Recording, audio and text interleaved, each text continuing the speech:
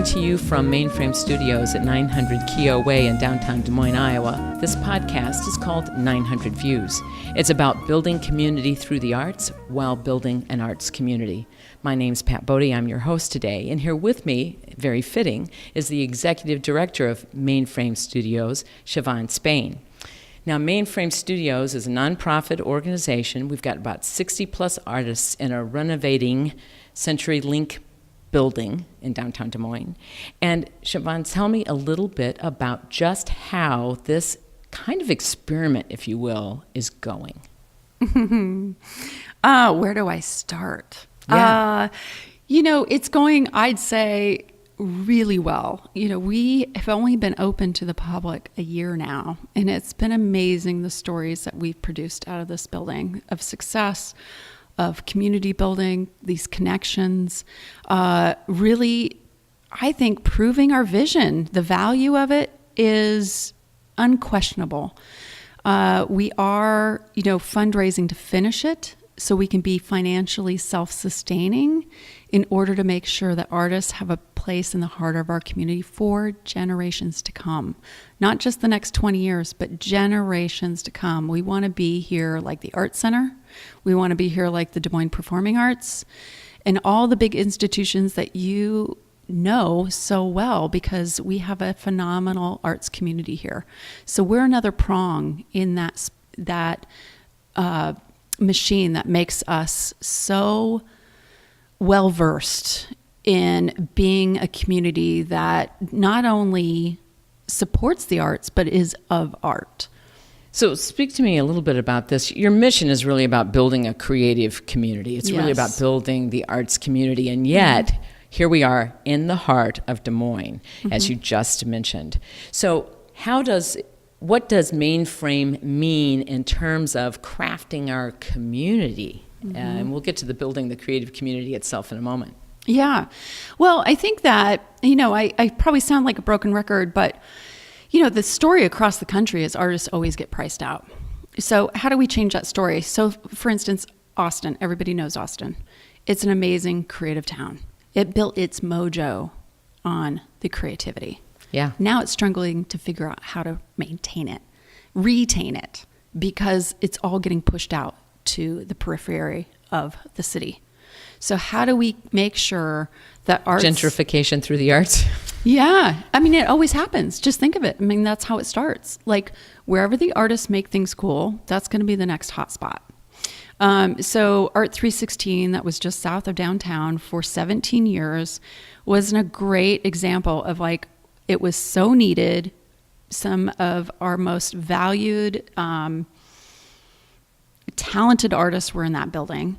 But then eventually it got sold, and now St. Kilda's there, which we absolutely love, and Lofts. That's that are a restaurant high-priced. for folks who don't know it. Yeah. So it just proves that it's okay, it was there for 17 years. You just think it's always going to be there. But it will always, the buildings will always get transferred to new ownership if it's not a nonprofit. So that's what we're tackling. So I think that is part of this formula of Mainframe, and why we need to make sure that artists are of the fabric. So right besides, like I say, don't see artists as starving or nice to have. See them as important as your CEOs, your craft brewers. However you see, whoever you see in the community is really valuable. I think that they have been underserved for so long, and I don't think people realize what they're capable of doing for a community until they really give them a rightful place, where I don't think they've had a rightful place. They get stuck in old buildings until the property value goes up. So let's say we're giving them their rightful place. Yes. What do you see as just the highlights of some of the potential impacts of that? Well, one, I think that a lot of art studio buildings, I've learned that I almost have to change the vocabulary about how we use this, because I think that a lot of the influencers, the supporters there's a stigma around the the name even art studio buildings and what artists are, they're just loafing around, just having fun and doing their own thing. And what are they really doing all day, you know? And it's funny to talk to these people that really think artists are difficult to work with. It's kind of funny. I went down to Bentonville to this big conference and spoke in front of, at the Crystal Bridges. And, you know, as many people that got it, as many people I had to combat and say, really break down those associations they had. So I think that when you put artists in a building like Mainframe, that one has this really well done modern facility that gives them 24/7 access, that takes their work seriously so they can take their own work seriously, I think that is rare. I think also the fact that we don't expect them to do everything. So we actually, even though we're low staff, we do the marketing, a lot of the marketing for them. They do marketing individually, but making sure the building has this support system that lets them concentrate on their work and what they do best. And I think when you think of the difference between Mainframe and Art 316, for instance, it was just a building full of artists, which is awesome. But once you transform it into an organization, the pulsing life inside this building is kind of amazing to feel, because we've put in place some community priorities, like building priorities. One is just having an event space, for instance, Sure. and then having common spaces and having windows in the door so it feels more alive. But the stories that are coming out of it is, one, the collaborations that are happening, the awards that artists are garnering just this last year. Another thing, they're in a professional setting. This isn't work-live. It is a workspace. So what I'm hearing you tell me is about how supportive Mainframe is of the artists themselves. Yes. And I think that's fantastic. And in interest of full disclosure, my son is one of these artists who has a studio here. He's a global citizen, so he's not physically here right now, but he still has and maintains a studio. But what about the artists and their impact on the social fabric, the community fabric? If we're giving them their rightful place now, what are we going to see different in Des Moines as a result of that? It's funny, we've had internationally known artists come through here and say, you wouldn't believe the impact this is going to have on your community. You can't even quantify it because it's so profound. So things that I've witnessed in person is our First Friday events, when we invite the whole public in, free and open to the public. We have live music, we have dinner, so people can really make a night of it. There's a different theme that lets visitors delve into a certain medium of art more so they can understand that, meet the artists behind it, but then while they're here, they get to actually meet all the other artists that have their studios open. So I think art is a powerful connector. If you don't know that, it's a basic aspect of art in general. It's a way of helping us understand each other through all these various mediums of the creative economy. So these people aren't just passing each other. These people that come in, they're really getting to know each other. These are people building relationships from all walks of life. So that has given me more passion about this project, especially nowadays, than I anticipated. Because I've always been around art. I've always been an advocate for the artists from day one, because I grew up in a very creative family that you know.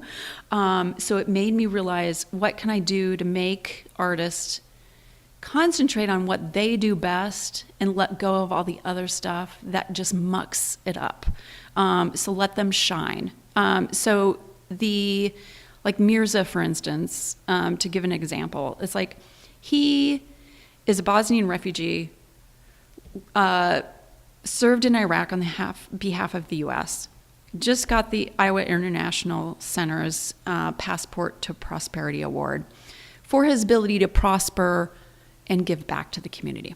So what he loves about having a studio here is, just think, people aren't coming into his home to meet him.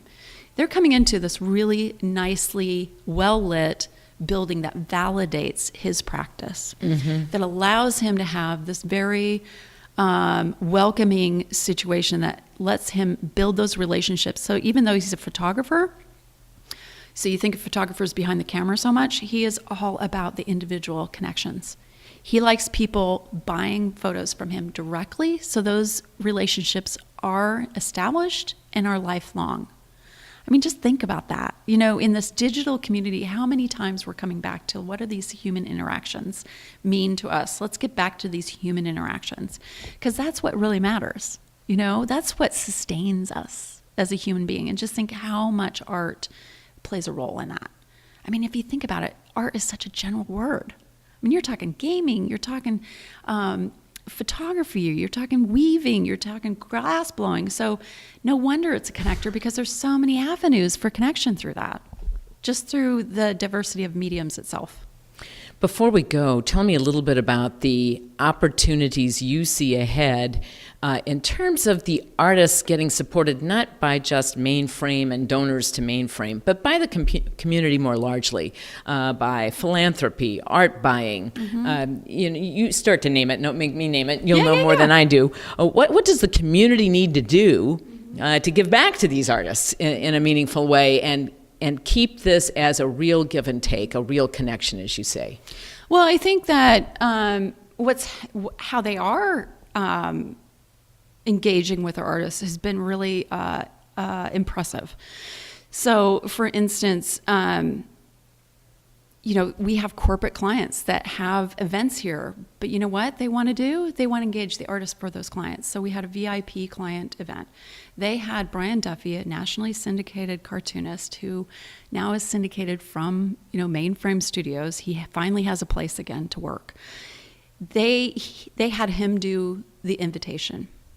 They had Red Door Press do custom totes. They had Boz Prince do a custom print. They had Naughty Nail do a custom string art piece. That all these VIP clients went to their studios, got to the artist, picked up these pieces, and I can't tell you the great response that I've had from that. So artists are getting paid to do this stuff. Yay. Right. And it's kind of funny how many times people think, oh, the starving artists, they need all these workshops. And yes, it's very helpful to have business workshops. But Naughty Nail, I can't tell you, Becky from Naughty Nail, she's invited conferences to talk about these things because she knows it. If you think about these risk takers that are these entrepreneurs in our building, they have built their own websites. They have a social media following that would just bring tears to your eyes because you want it so badly. Mirza has 20,000 followers on Facebook. Sometimes people as many as 500,000 people see his work. These people can tell you a thing or two about how to do your business better. So I want to change that story as well. So not just see that they need handouts, get to know them. You'd be surprised at how your life, your business, your family can benefit from getting to know these artists and help them teach you how to expand your horizons.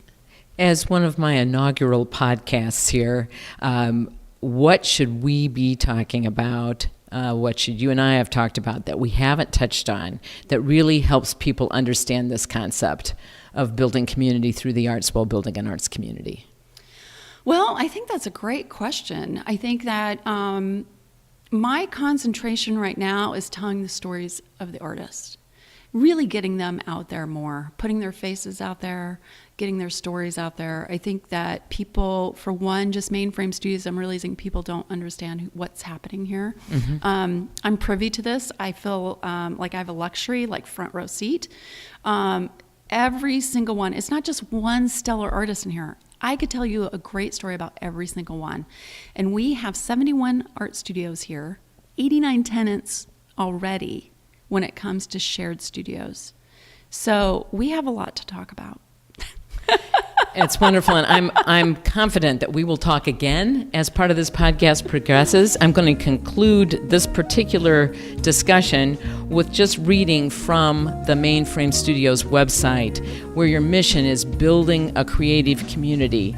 And it says further, transforming Central Iowa's art scene by creating a financially self-sustaining economic and cultural driver, serving as a national model that stands the test of time. Once fully complete, Mainframe Studios will be one of the largest affordable workspaces for artists in the country. From my front row seat, I would say you're well on your way. Thank you, Siobhan. Thank you.